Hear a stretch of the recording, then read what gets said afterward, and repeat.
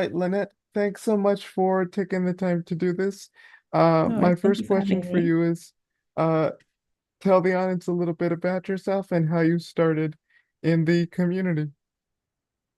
Okay, so I guess in the US it might be a little bit different, but I was first introduced to psychology in what we'd call year nine. I think it's probably like maybe midway through high school, probably maybe that is in America.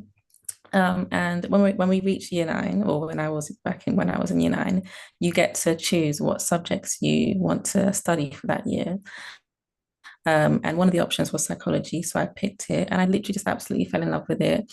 I really, really liked the idea of studying human behavior and just human theology in that sense and cognitions and all of that stuff. So I just fell in love with it in high school, basically, in secondary school, what we'd call.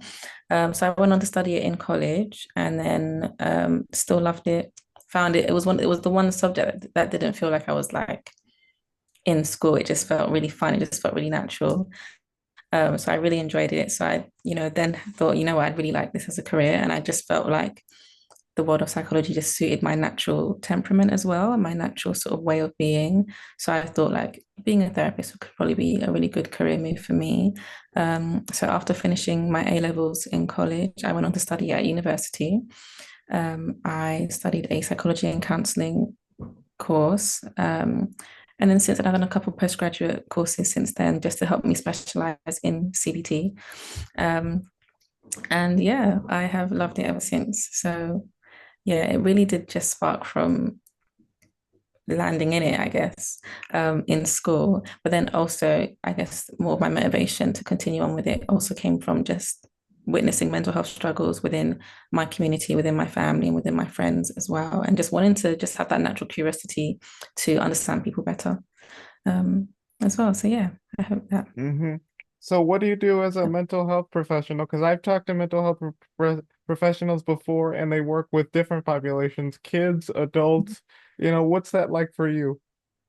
Okay, so I specifically am a psychotherapist, specifically in cognitive behavioral therapy, and I work with adults aged 18 and above. So I haven't worked with children, and all of my training is for adults as well. So in regards to like the demographic that I sort of treat, the main disorders that I treat are depression disorders and anxiety disorders. So mild to moderate symptoms.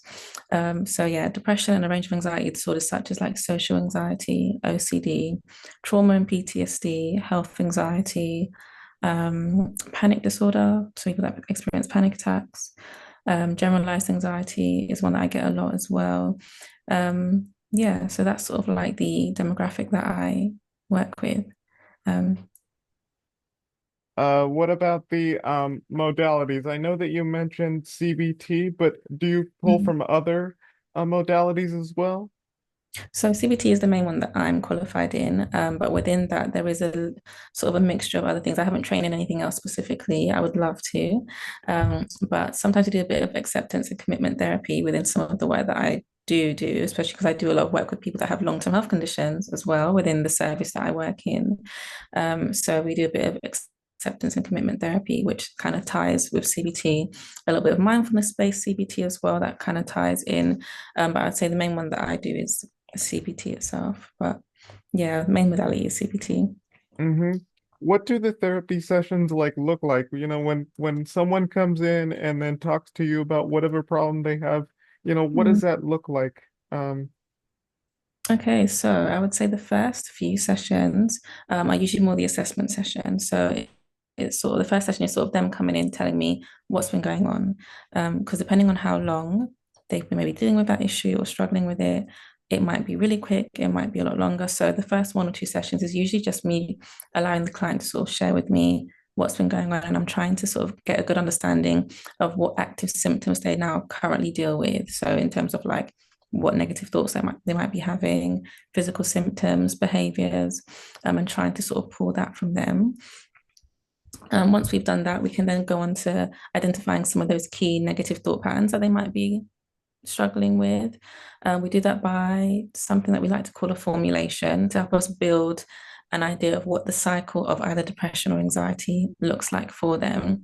In that formulation, it's about getting what those negative thoughts are what physical symptoms that they lead to, what behaviors they lead to as well, and almost and just explaining that to the client in a way that they can sort of see the links between each one of those different factors. So cognitive behavioral therapy itself is mainly looking at how the way that somebody thinks about a scenario impacts the way that they behave and also ultimately impacts the way they feel. So landing them with that emotion of depression or anxiety or social anxiety, etc., etc. So when we first come into therapy, those first few sessions, it's really beginning to understand what the cycle looks like for the client, what the triggers are, what sends them through that cycle, what maintains that cycle, what keeps it going.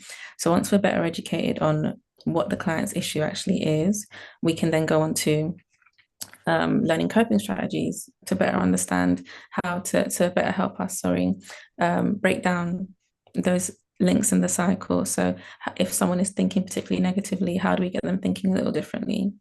If someone is doing behaviors that is maintaining their mental health issue, how do we get them acting differently? So then it goes into a series of teaching different skills and coping mechanisms, the client going away and trying them and seeing what helps to break them out of that cycle in hopes that there will be skills that will be really helpful for them. And with time, and just also just in educating them on what they're going through, with time, they will begin to see progress and feel a lot better. Mm-hmm. So, what have you learned in doing this kind of work, and what do you hope to learn in the future in terms of something new? Oh, wow. Um, wow, what have I learned? It's been a while now. I think the main thing, just not like just within this work and just even within my own personal life, is that when it comes to healing, it's not linear at all. It's not necessarily one size fits all. Everyone's journey is completely individual and completely unique. So I can't treat each client the same, even though they might be experiencing similar symptoms of anxiety or depression. I can't assume that a certain thing is going to work for this whole everyone that's experiencing this problem because everyone's journey is different. The things that let that person arrive at those emotions is completely different as well. So healing is not linear, and because of that, we have to be adaptable when we're treating. So we have to be able to adapt the skill set and personify it or add more personalization to the treatment for each client as well. What was the second half of your question? It was what would I like What to what continue to Yeah, learn? what do you hope to learn in terms of something new as a mental health professional? Yeah. Oh, in terms of something new, I feel like in the world of psychology, there's it's one of those subjects where there's always something to learn. There's so many different modalities, so many different theories and concepts as well. I think for me, I think sometimes the thing that we like to stay away from a bit more is probably the thing that we have to work on a bit more. And I would say that I would love to do more trauma focused work. Um, Particularly things like EMDR. Don't know if you've heard of it. Mm-hmm. Yeah. EMDR therapy. I would love to train in EMDR.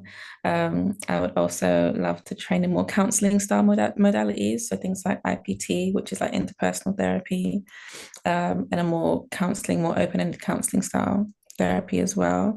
I think in terms of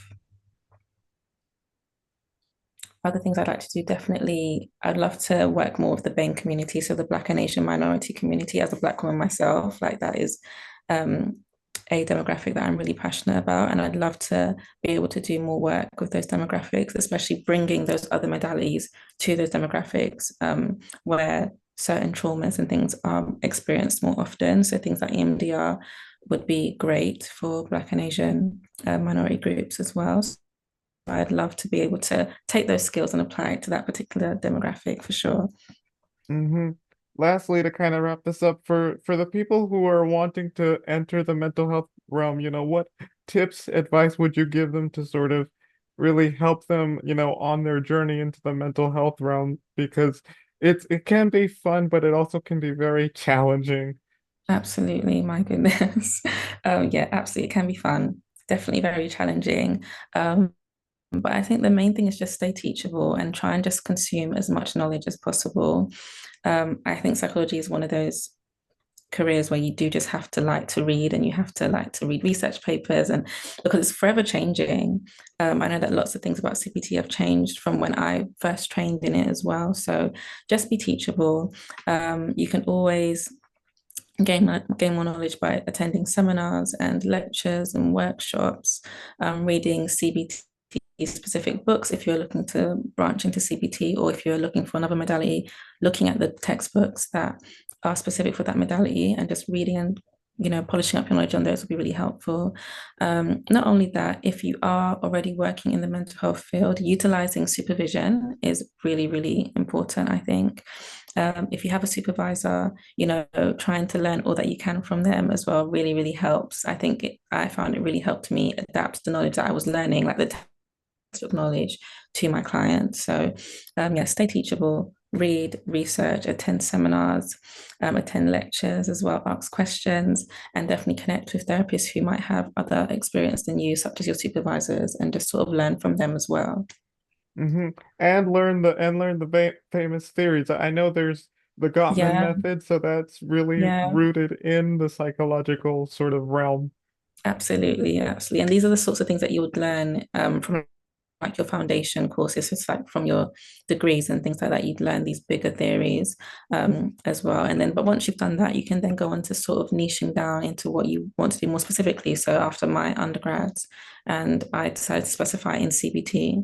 So then a lot of my work is in CBT, but I don't go back to those foundation texts often, but it definitely helps just having that knowledge in terms of just understanding the realm of psychology and understanding the terminology and the jargon because there's so much terminology within the world of psychology, and it really helps. So yeah, just yeah, learn the basics, learn the big theories, absolutely.